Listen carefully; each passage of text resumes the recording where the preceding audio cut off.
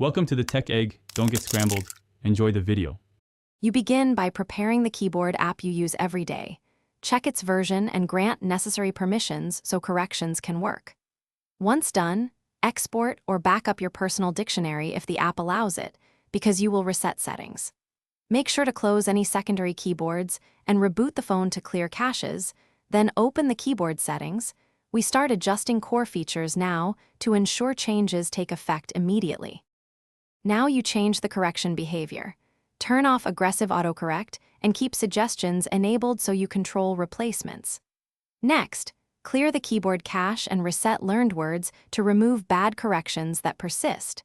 This forces the model to relearn.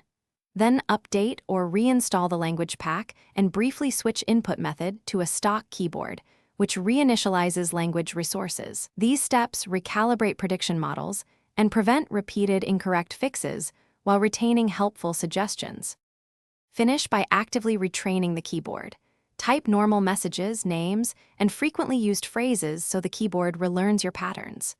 Re-enable features one at a time and monitor whether unwanted corrections return. Adjust personalization and auto-replace settings as needed. If problems persist, boot into safe mode to rule out third-party interference or reinstall the keyboard app.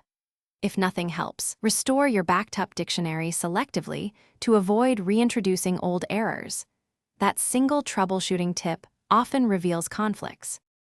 Thanks for watching. Consider subscribing if I helped unscramble your problems.